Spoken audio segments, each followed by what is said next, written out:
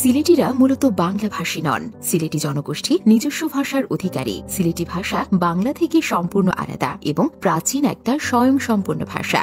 এই তথ্যটি অনেক সিলেটেরই অজানা। পৃথিবীতে প্রায় ৮,০০০ ভাষা রয়েছে। এর মধ্যে স্বয়ংসম্পূর্ণ ভাষার সংখ্যা ৩,০০০। এই ৩,০০০ ভাষার নিজস্ব বর্ণমালা রয়েছে, যা মানুষের মুখে উচ্চারিত রয়েছে।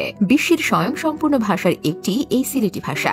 গবেষকদের মতে বাংলাদেশের মাতৃভাষা বাংলা হলেও সিলেটিদের মাতৃভাষা সিলেটি।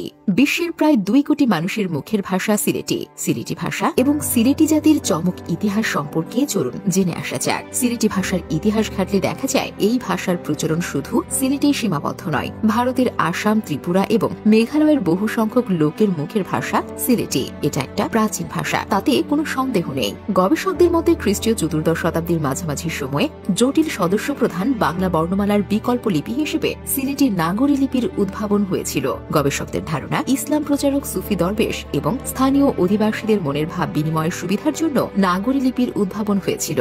এই নাগরী বা সিলেটি ভাষা শুধু ভারত বা বাংলাদেশে সীমাবদ্ধ নয়, ক্রমেই বিশ্বের বিভিন্ন দেশে বিস্তৃতি লাভ করেছে। সিলেটি ভাষা নিয়ে দেশে বিদেশে চলছে গবেষণা, কিন্তু প্রাচীন এই ভাষাটি প্রাতিষ্ঠানিক রূপ পায়নি এখনো।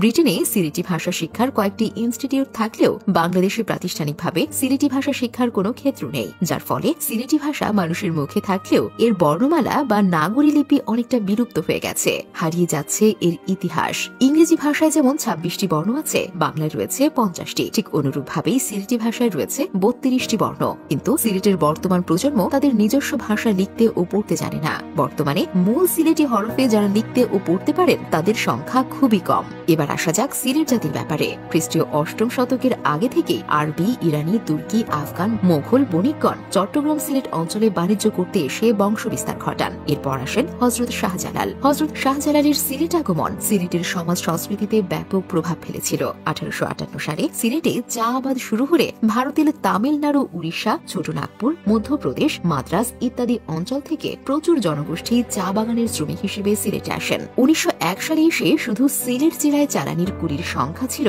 ১,৫৩,৮৫০ জন। ১৯৪৭ সালে দেশভাগের আগ পর্যন্ত সিলেটিরা ব্রিটিশ ভারতের উত্তর পূর্বাঞ্চলীয় আসামের সাথে ছিল। সিলেটকে দ্বিতীয় লন্ডন বলা হয়। এর কারণ হলো সিলেটিরা বহু আগে থেকেই বিলাত যাত্রা করে বিলাতে অভিবাসী হয়েছিল। বিলাতে সিলেটিদের অভিবাসনের ইতিহাস প্রায় ৩৫০ বছরের, অর্থাৎ শুরুটা হয়েছিল ব্রিটিশ আমল থেকে।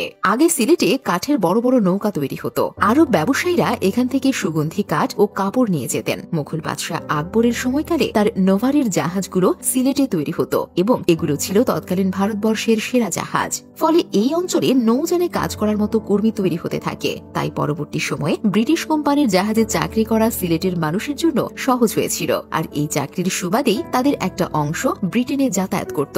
আর এভাবেই ভাষা ও জীবনযাত্রায় সিলেটিরা বাংলাদেশের অন্য অঞ্চলের মানুষের চেয়ে আলাদা হয়ে উঠেছে।